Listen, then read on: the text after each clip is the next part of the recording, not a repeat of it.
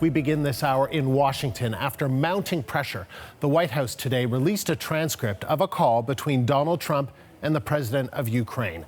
The July conversation is at the center of a major controversy. In it, Trump asks Ukraine's president to help him investigate political rival Joe Biden.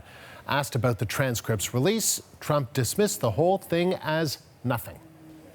Just so you understand, it's the single greatest witch hunt in American history, probably in history, but in American history.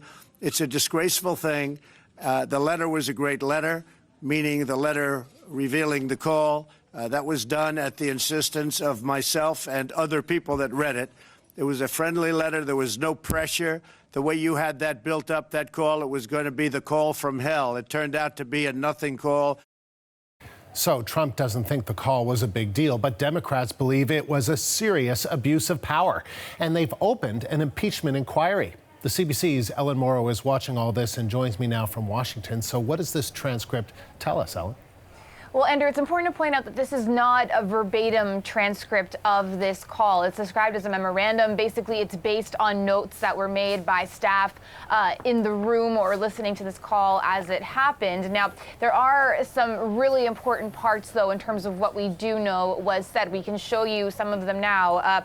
The president is talking about what the U.S. has done for Ukraine, saying, I will say that we do a lot for Ukraine. We spend a lot of effort and a lot of time. The United States has been very good to Ukraine. So that's the context of the beginning of the conversation. The president, shortly after saying those words, then goes on to say, I would like you to do us a favor, though, because our country has been through a lot and Ukraine knows a lot about it.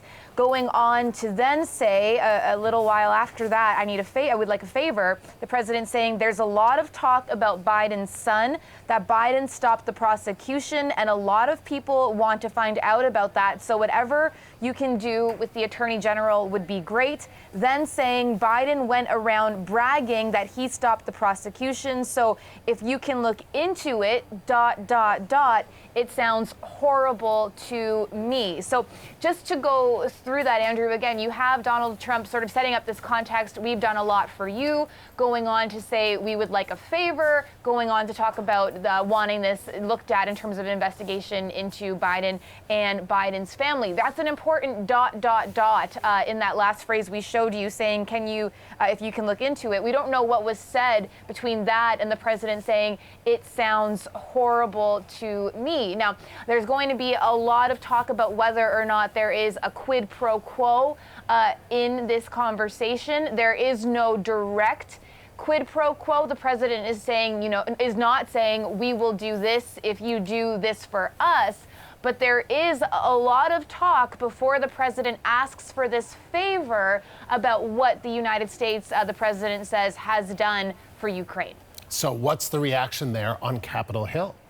Well, not surprisingly, there's been a fierce reaction from both sides. Several prominent Democrats have come forward saying that this call is the smoking gun, that the president abused his power, that he was asking a foreign government to help him dig up dirt on someone who could become his main political ally, Joe Biden. We heard a short time ago from Chairman of the House Intelligence Committee, Adam Schiff, who likened Donald Trump to a mob boss. Here's what Schiff had to say. This is how a mafia boss talks. What have you done for us? We've done so much for you, but there's not much reciprocity. I have a favor I want to ask you. What is that favor? Of course, the favor is to investigate his political rival. But on the other hand, Andrew, Republicans are pointing to the fact that there is no directly stated quid pro quo. That is where the defense of President Trump is going to lie, despite this whole context of the conversation with the president pointing out just how much the United States has done for Ukraine. We heard the defense of no direct quid pro quo from Lindsey Graham today. Here's what he had to say. The Ukrainian president did not feel threatened. He was the target of the phone call. He felt fine with what happened. I've read it just like you have. You can make your own decision, but from a quid pro quo aspect of the phone call, there's nothing there. So no surprise, Andrew, this is falling down along partisan lines as can be expected. There is still a lot to come today and this week. Adam Schiff is trying to hear from the whistleblower who raised this concern with the Inspector General of the intelligence community directly. Schiff wants that person to testify to his committee. He says that person wants to testify. We don't know who that is, but it is possible that that person could speak on Capitol Hill this week. Democrats are not satisfied with having this account of the call from the White House. They want to see the full complaint that was filed by this whistleblower. So a lot to watch for on that front. And just, you know, on unlikely timing, but very timely timing with the president. He is at the UN still today and scheduled to meet with the president of Ukraine next hour. So what we hear from that meeting, that coincidental timing, could be really important as well. But just the beginning of a really long process, Andrew. And we're certainly going to bring our viewers those comments as soon as we get them, whether it's live or whether it's tape that is turned around shortly thereafter, because it will be interesting to see both of them together and presumably making a few statements. Thank you, Ellen. The CBC's Ellen Morrow in Washington.